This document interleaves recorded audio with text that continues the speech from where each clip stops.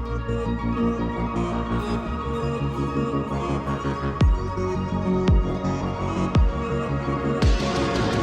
up, everybody, and welcome back to another episode of This Hits Different, hosted by yours truly, Riley Nelson. You guys, it is 2024, and it's like really 2024. I don't know about you guys, but this winter storm that has taken out the country, Nashville included, I'm over it. I'm over the cold weather. I want to see the sun, and I need to be on a beach right fucking now. I'm so tired of this weather. I couldn't leave my house for like a week because I was completely snowed in. Our whole street is ice.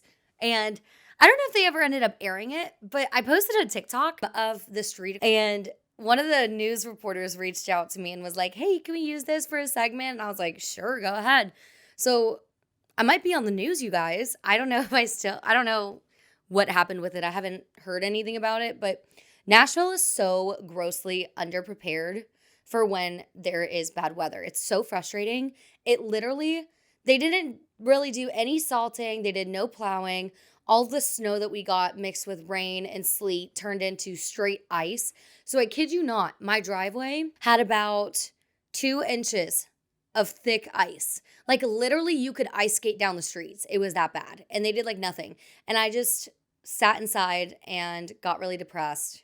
I hate January and February. I'm so over this weather. It's been 3 weeks now, and I think I've seen the sun maybe once or twice. I need a beach, I need warmth, and I need some sun because pale depression is so real. Anyways, we're not gonna have another sad intro because last week was like not last week, but the other week, the last episode you listened to was really sad. And I realized it after I posted. I was like, wow, this is a little sad. I was like, I hope people like it and can relate to me.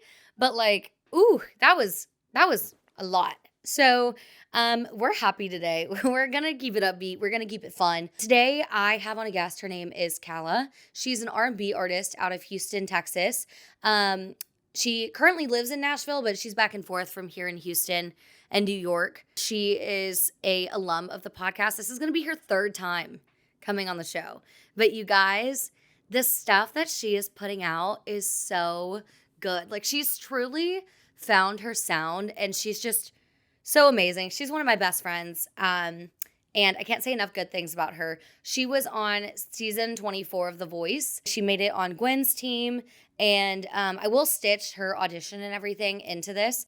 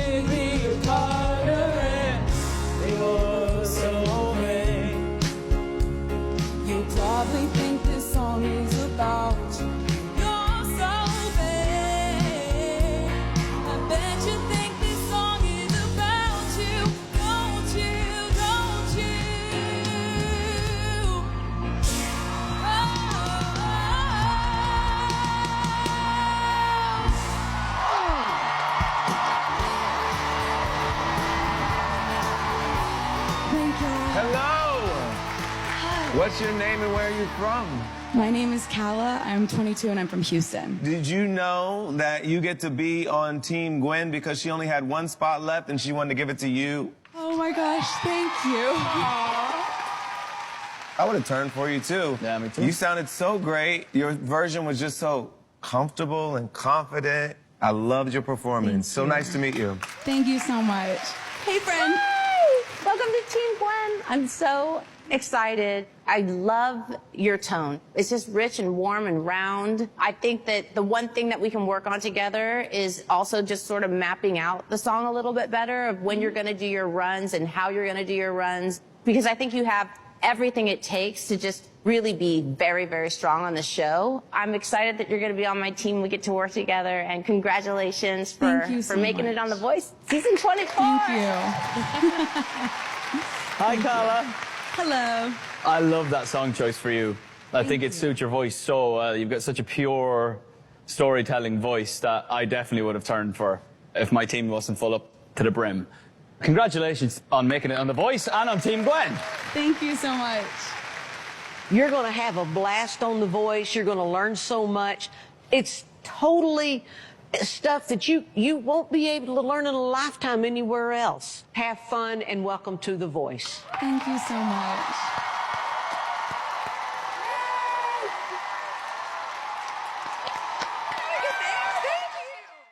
I was in the intro, little fun fact. I helped her film all of her intro videos, and you can see my dog, Presley, and you can see my hands, like, clicking on a register. But, yeah, so I'm going to take a little bit of credit here because I was in it. I helped. I'm kidding. I love you, CALLA. Little housekeeping things. Go ahead, follow the podcast on everything, Apple, Spotify, YouTube. I think I'm on iHeart, Amazon. I'm on a bunch of other random platforms too. So if you haven't already, go subscribe on those. Go like, follow, share the podcast with your friends, give a good review. The reviews really help because that's how the algorithm can push me out into, bigger audiences. And so if you want to help me out and help this podcast grow, I will love you forever and I will kiss you straight on the mouth. Go like, share, review, give 5 stars, all the things. Tell all your friends. Follow me on social media at Hosted by Riley Nelson. You can find the podcast everywhere at This Hits Different Podcast. And yeah, that's like really all I have for housekeeping. So I guess without further ado, let's go ahead and jump into the interview with CALLA. It is the moment that we have all been waiting for. I am joined here today with the one, the only, CALLA. Hello. Hello, CALLA. Oh, and let's just start. Okay, it's his moment. Okay. So Lay down. we have a special guest today in the house. We have Yoka. Yoka is CALLA's puppy. Yes, and he has all things puppy, so I'm sorry if you hear like scratching or whining or something. Well, welcome to This Hits Different. We are so excited to have you. Lay down. Okay. We're on number 3. We're already on 3? Yeah, this is the 3rd time you've been on. Wow, that's crazy. I know. So today, I want to talk about a few things with you. Mm-hmm. I know in the past we talked a little bit about your journey, but a little bit, that's like way in the past. So I want to touch on that again a little bit. So can you just tell, like, quick, brief synopsis? How did you get here? Give me a little bit of your music story. Brief synopsis. I am from Houston. I moved to Nashville to pursue music. I do pop R&B music, and I've been writing a lot. I mean, there's a lot.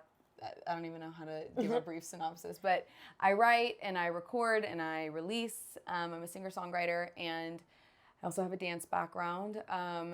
I've just been, navigating my way through the industry. Living in Nashville, being pop R&B is not the easiest thing because there's not a lot of opportunities here, for shows and whatnot. But yeah, I've just been doing lots of fun things. I'm putting him down. I'm sorry.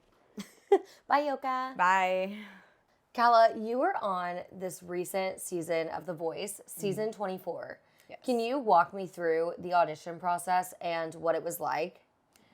So going through all of the auditions, I went through months and months and months of interviews, sending in videos, talking with producers, really anything that you could think of that would go into TV. I was doing all of that. And then finally going out into California and being out there, working on my song and just preparing for the actual audition,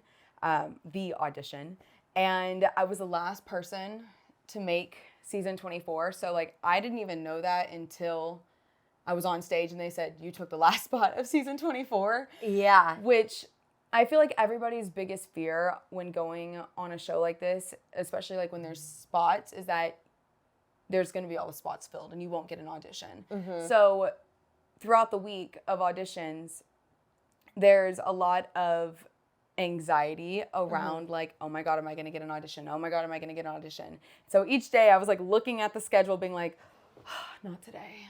Okay, maybe tomorrow. And it ended up being on the last day. So all of us that day were just a mental disaster. I mean, it was definitely like an emotional roller coaster.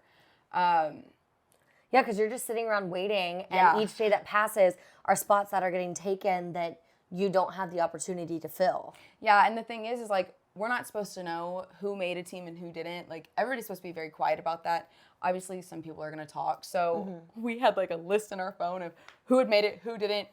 If we didn't know. Like, you're trying to like we were trying to mentally calculate count all the down. spots. Yeah, we were trying to calculate all the spots. So going in, I thought that there was 9 spots left on the last day. And there was actually only 7 spots left. And so that morning, everybody's like, you want to be in group 1. Like, you want to be the first, 9 that go. Yeah. And so they call everybody's name. My name was called. And I was like, fuck yeah. Like, I'm going. I like looked at my mom. I was like, I love you. And I like gave him a hug.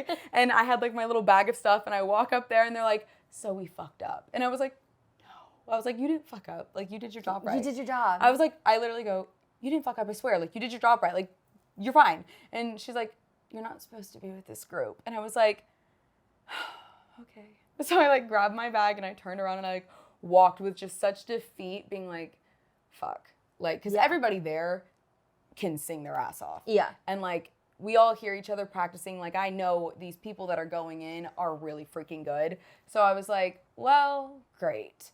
So I'm going to go sit down next to my parents. And I remember being like so annoyed and just like defeated. And then I waited for hours. Oh my gosh. And then out of nowhere, like there was supposed to be a lunch break for staff, production, whatever.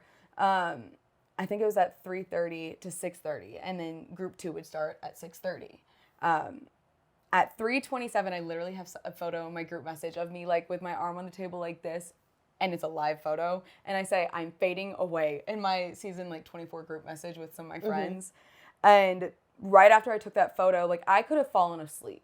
That's how tired I was. Because you got to think like I was mentally exhausted. You're sitting around all day just waiting to be called. And like there's already a lot of anxiety and I put a lot of pressure on myself. And right after I took that photo and sent it, they come in, they're like, CALLA? And I was like, yes.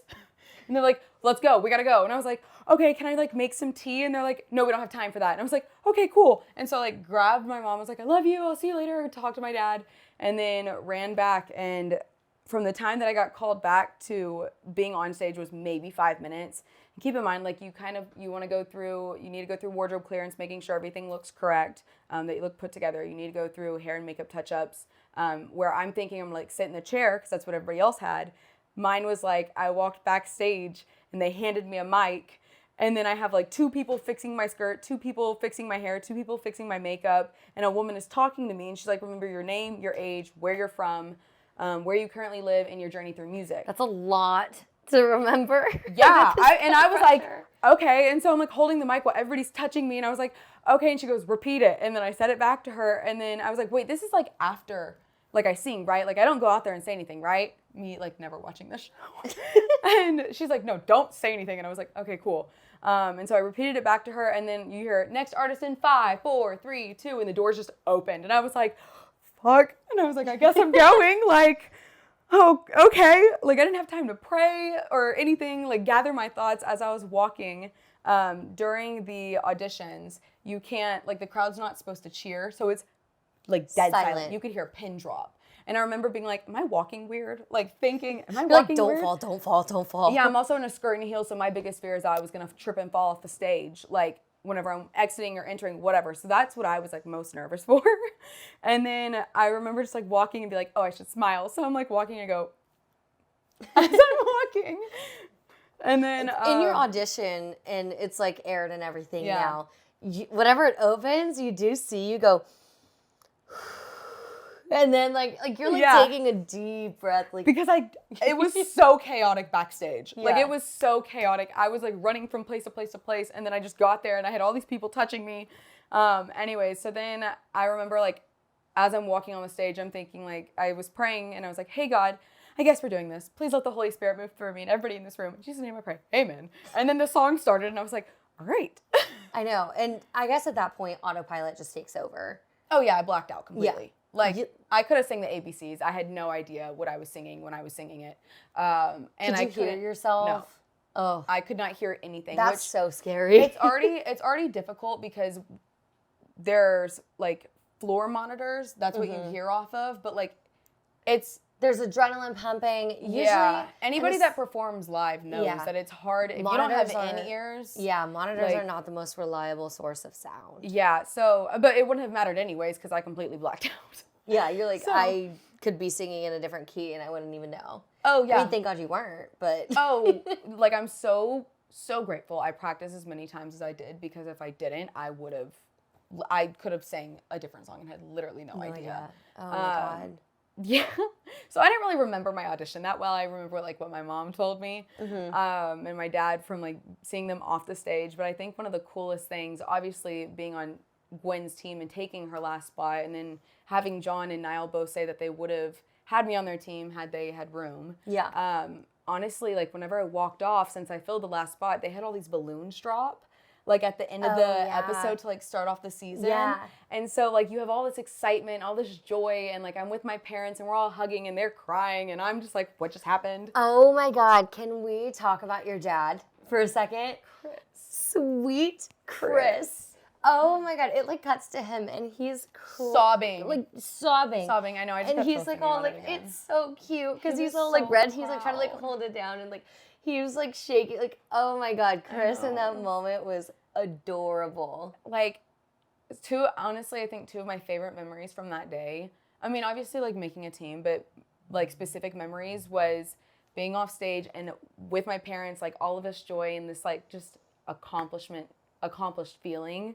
And then watching all of the balloons drop. That was like the most surreal thing that Were you could have still happened. on stage when the balloons came No, down? but I was standing right off the stage. So Oh, I okay. saw all of it happen and it was like this big thing and I was like, Yeah. oh my God. And then also driving from right after we had to go do like extra interviews and then go to wardrobe and get, you know, my stuff or whatever. And driving then from there to the hotel, it's like a 45-minute drive to go to like the other hotel we were staying at to leave. And I remember it's just like silent in the car.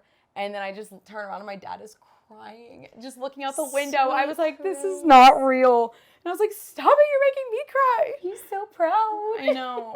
And your mom got like a sweet little moment like on the second episode. Yes, like there was Yeah. like a whole little like segment about For her. Yeah. Yeah, which it was actually like just her birthday. Yeah. And I'm not gonna lie, I like didn't really get her birthday present because, you know, girls kind of broke. But I like spent a lot of time with her because, you know, quality time. Quality time. Yeah. It's all mom Me, wants. how I'm evening it out in my head. But we watched the second episode when it came out and it was like right around her birthday. And I remember like we watched it and I actually have a video and I panned over to her and she's sobbing. She goes, that was so sweet. Oh. She was like, best birthday gift ever. What was the part in your interview they asked you something and then you immediately were like, There was like a part where like you started, was it about your mom? There was a part when they like asked you in one of your interviews, I feel like it was the first episode. And you were like, I said I wasn't gonna cry or like something like that. And like you started like crying once. What was it your mom? I'm not gonna lie, I cried in all of my interviews. It's intense. Like it's hard to not cry in those. Yeah. They know how to ask you those questions.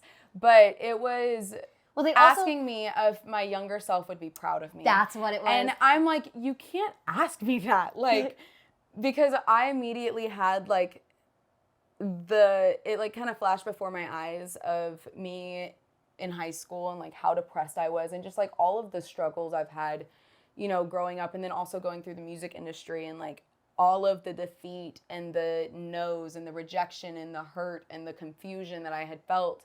It like all went before my eyes and then seeing myself where I was at, I was like, oh my God, like of course I'm proud of myself. But it like watching all of that happening and having all of those feelings, like I started crying.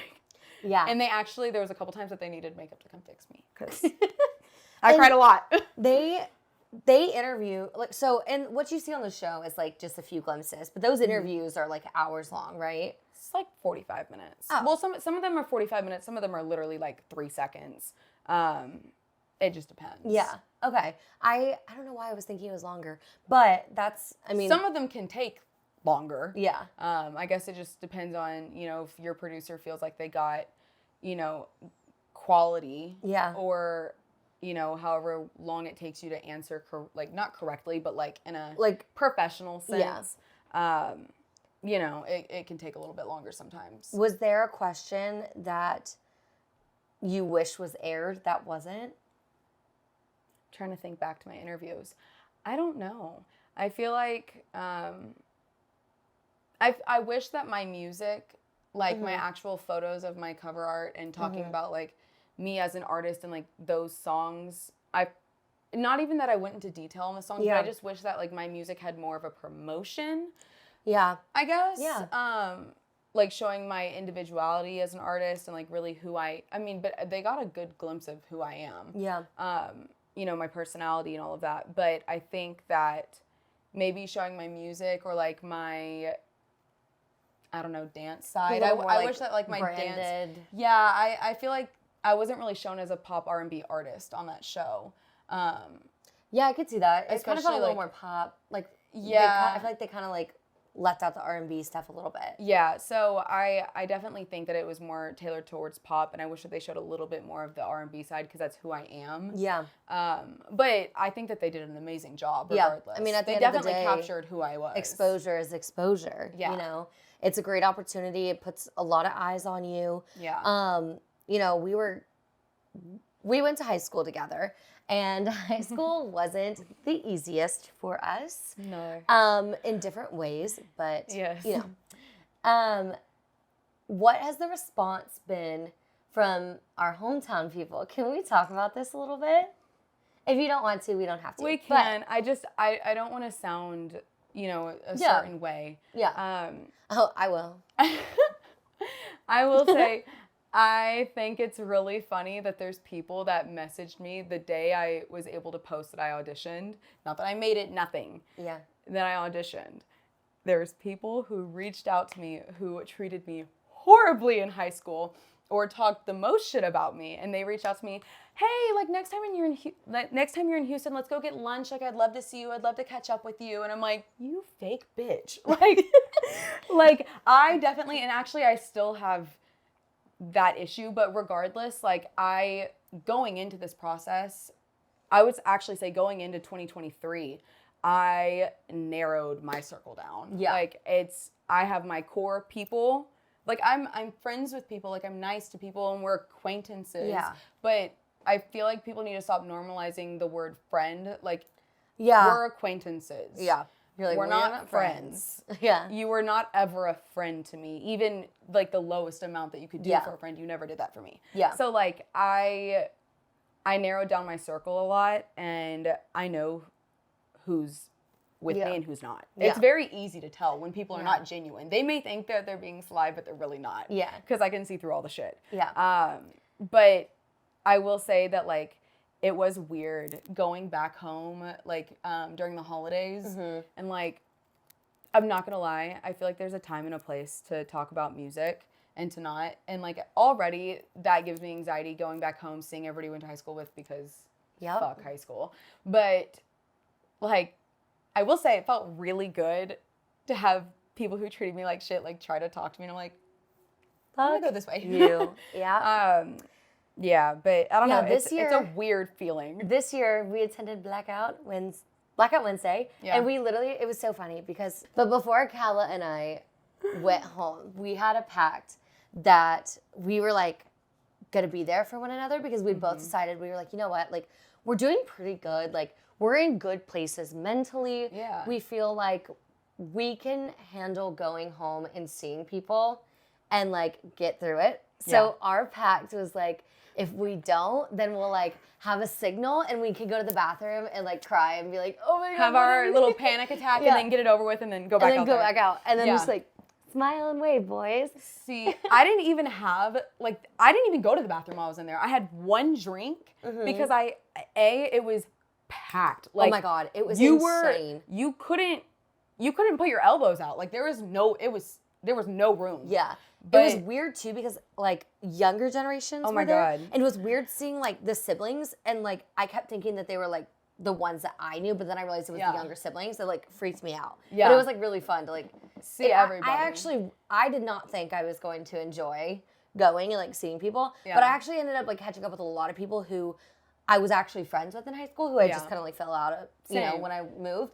And just like some like random people and I was like, oh my God, I'm so happy I got to see them this time. Yeah. You know, that's like that was true. nice. That is true. I definitely feel like that. I will say, thank God I smoked a joint because if I did not smoke before I went in there, I would have been sober and have a full-blown anxiety attack. Like, Yeah. because I could only get one drink. Yeah. Because I couldn't, I like tried to look at The line at the bar was like 30 ridiculous. minutes long. And I tried to look at Haley one time and I was like, call me to you. I just need to be around my people for a second. I need a breath. You're like, I need a break. Yeah, it was a lot. But I think I saw you like, I think I saw you towards the end of the night, actually. I don't even remember seeing you at the very beginning. I think I saw you when you walked in because I think I came and gave you a hug at the door. Or like You right by did, the door. because then I was like, oh, fuck, there's a lot of people I here. know. We had gotten there kind of early too. It was like, ooh. I didn't even go to the other side of the bar. I literally I stayed didn't either. in like in that little section. Yeah. Okay. So we're gonna get into your original stuff, but I want to talk about Team Gwen a little bit because you made it to. It's called the Battle Rounds. Yes, Yeah. battles. You made it to the battles. So can you tell me a little bit about what it was like to be on Team Gwen and get to work on her, or get to work with her one-on-one and like with your teammate? Mm-hmm. What was that like? Is she cool? Give it like, do we love Gwen? What's the team? Because she's adorable. Okay, so the first thing, like, you never really know what to expect whenever you meet famous people or celebrities or what They stars. always say never meet your idols. Yeah, you never know what to expect. I will say, like, she is the most genuine, down-to-earth, real human being.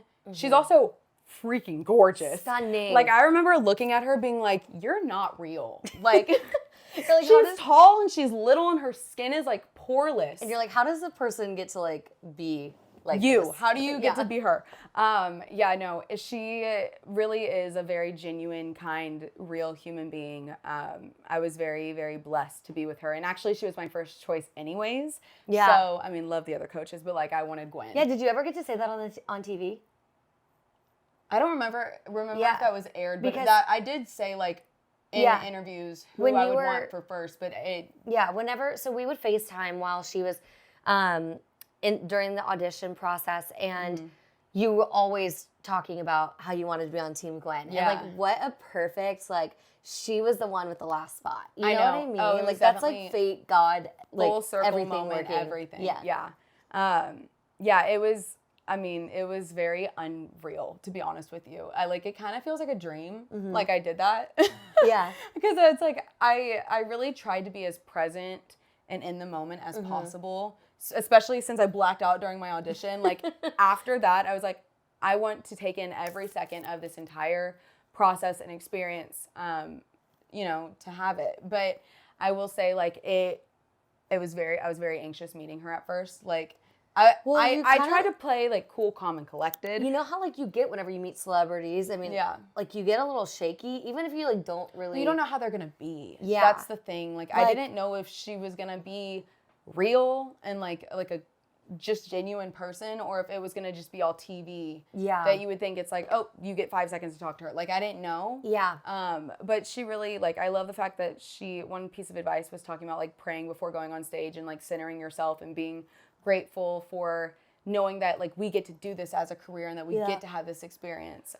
You know, and she's just very humble and grounded. How long did you get to practice with her? Like the TV obviously showed short clips. So, like how long were you working with her? Do you remember? I don't know how long the actual rehearsal was. Yeah. 45 minutes. Okay. I don't know, somewhere Yeah. in there. 30 minutes? Yeah. Something in that sense. I can't really remember. Yeah. It wasn't like 2 hours or Yeah. anything like that, but it was somewhere in that mixture. Yeah. You have a song coming out soon. It's called PTSD. Can Triggered. you tell us a little bit about it? Yes. So speaking of The Voice, while I was doing the audition process for The Voice, I went to California in June. I was seeing somebody, and I wouldn't say that we were dating, but we were basically dating. Like, I knew this man's work schedule. We FaceTimed all the time because I had time on my hands. If I You wasn't, had nothing but time. yeah, like if I wasn't practicing, then I was sitting in the hotel. So Yeah. like, because we weren't really supposed to leave. So I was always on FaceTime with him, and like, we had obviously met before I left. And I didn't even know why I liked him. Okay. Because there was We are getting the tea today, ladies and gentlemen. Yeah. To be honest with you, there were typical non-negotiables that I would have in a relationship, just based off of like what I'm wanting and like what's realistic. And he broke a lot of those non-negotiables. Like, not like intentionally, but just like who he is. Like, Yeah. in Well, also too, it's like, yeah. I feel like whenever you have like a crush on someone, or like whenever you're like whenever you're in that like infatuation stage, Yeah. like those non-negotiables or like those red flags, like you just get don't blurred. see them. Yeah. And the thing is like, I knew all of them too. Like, Yeah. I saw every single thing, you know. We were very honest with each other and upfront. We never like hid things from each other during this time. Like, we were very like solid with each other. And to be honest with you, he's the first person that I like let my guard down around since my long-term ex. Yeah. He was the first time that I actually felt something for somebody. I was happy. I was giddy. I had like butterflies, Yeah. you know, whenever I talked to him. But I don't know, it was like intoxicating almost. And needless to say, right after my audition, literally the day I land, which is in like mid-July, my friend calls me and tells me that he cheated on me. Not once, but twice. Like, I got played by a man that I didn't even know why I liked him. Like, you had to like convince yourself. Well, but it wasn't that I had to convince myself. I had to like, I knew I liked him, but I didn't know why I liked him. Yeah. I'm a very upfront, honest person, and I believe in honesty. Like, if you fucked up, I expect you to tell me. Don't make me look stupid in front of my friends. Don't make me look stupid for, you know, X, Y, and Z. And so I gave him the opportunity. He didn't know that I knew. I gave him the opportunity to be honest with me, saying, is there anything that I need to know? Okay. And he was like, what do you mean? I was like, I'm asking you, is there anything I need to know? Because I find out a lot of shit. So if you did something, or if you cheated or something, if you did something, now is your time to tell me. Because I will forgive you for it. Like, but I want you to tell me. And he was like, no. And I was like, that's fucking funny, because this, with the receipts. So then let me give you a little piece of advice. Yeah. Actually, just people in general. If someone's asking you, is there anything I need to know? They already know. They already know. So the best way is just to be upfront. Yeah. And if someone asks you, do I need to know something? Yeah. Just don't lie. They already know. They already have the proof. They already have the screenshots, the receipts. Yes. So don't lie. You dig yourself in such a bigger hole. I mean, he definitely lost a really good thing. Well, yeah, no shit. But here's the tea. On the bright side, you got a really badass song about out it. of it. Yep. When is the song coming out? February 23rd. Okay. Yeah, it's basically like my fuck you to this guy. Yes. And it's funny because he's actually heard it too. Yeah. Did you send it to him? Okay, slight problem is that I like kind of went back to him a couple times after this. I know. It's wrong. We've all been there. So if you're listening, we have no place to judge because we've all done it. I went back to him twice, and then I got fucked over again, which is, I can't be mad. Like, I literally did it to myself. So that's what PTSD is about. Okay. But I will say, I played it for him when I was writing it. Originally, it was actually supposed to be like a love song type vibe that I was going to have, because he was so, like, it was an intoxicating kind of love. Yeah. And so that's what it originally was going to be about. And then he fucked me over, so I switched the vibe of the song. And I played it for him, and he was like, damn. He was like, I gave you PTSD. And I was like, yeah. Like, it was definitely triggered. And triggered. Yeah. I feel like the stuff you've been putting out recently and like in this song is like you. Yeah. Like completely. The other songs are great, don't get me wrong, but like this feels so much more on brand to CALLA. Yeah. in CALLA as a brand and like the CALLA I know and love. Like this is like Me. it. Yeah. Yeah, and actually my main reason for that and coming back and writing and releasing this style of music, which is 100% who I am, is because I've held on to songs since I was like 18, and I never wanted to release one of those. It's called Breathe. I haven't wanted to release it just to release it. For you That's to also release getting released this year. Guys, But when Breathe gets yeah. released, yeah. you're not fucking ready. Anyways, but my thing is that I wanted to create like an EP originally to have music that has the exact same vibe. I went back to Houston with my producers, like the exact same vibe as Breathe. Yeah. What like sonically. And so the only way for me to really lock in on what that is was writing by myself. And I feel like as a songwriter, you can always second guess yourself. Like there's times where I'm like, this doesn't sound like a song. Like it just sounds like I'm just putting words onto a track or something. Like it doesn't sound literally what a song is, but you know, it didn't sound like a song. Or I would just second guess myself. And so this time I just locked in and I wrote a lot by myself, and I'm still actually writing a lot by myself, and I'm very proud of myself for it because I'm not second guessing myself. Yeah. And I'm confident in my abilities, and this will be the first song that I release that I've written completely alone. So I feel like to a lot of songwriters, writing alone is not common, and like that's a really scary thought for a songwriter. What is your like creative process like whenever you write alone? Do you just like put everything out, word vomit, and then go from there, or like what's your method? I write based off of my experiences.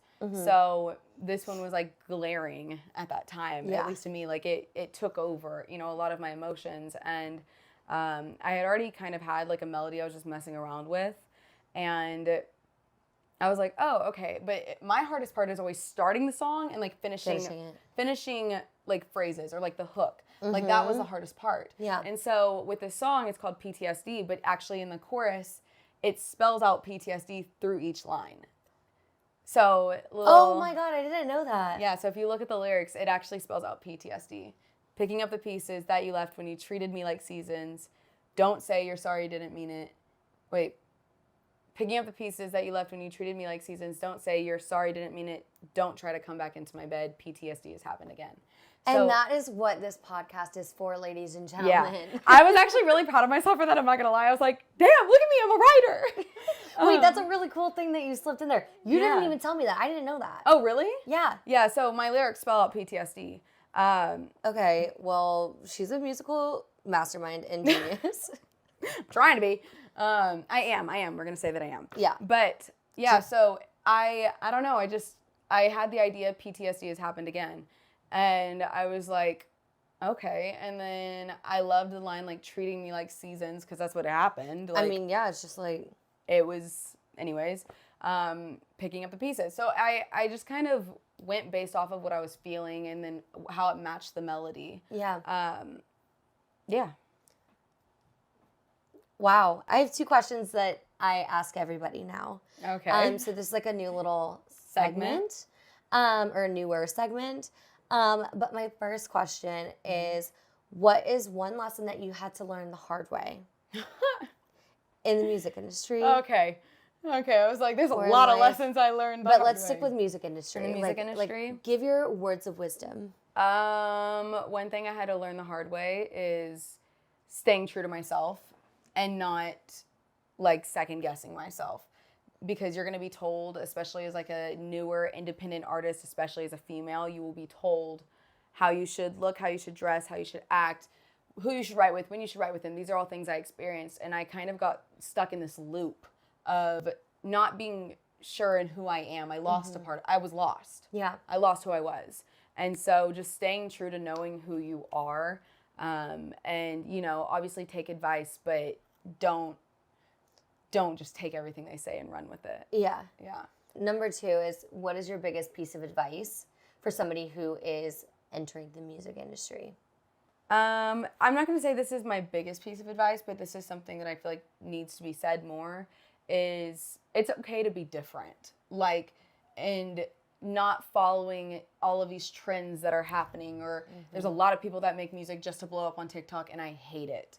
I feel like that's ruining the industry. Yeah. Like, create a song that you feel proud of and you stand in. Don't create something specifically for TikTok. Like, it's not good music. It doesn't last. You want to create songs that, or at least I want to create music that lasts. Well, also is like people only know 10 3 seconds of it. Yeah. Like, so it's okay to be different and don't feel, you know, a certain way. If you're not fitting in with the crowd, you don't want to fit in with the crowd. Yeah.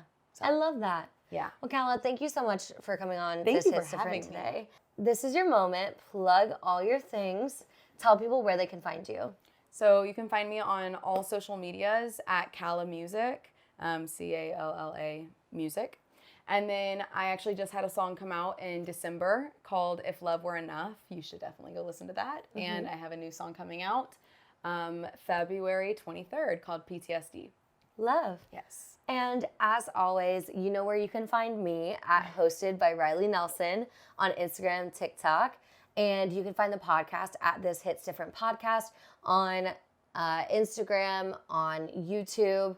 And as always, like, subscribe, share, rate, tell your friends. Please, I need the ratings. Thank you, guys. Alrighty. Thank you. Bye, guys. Yeet.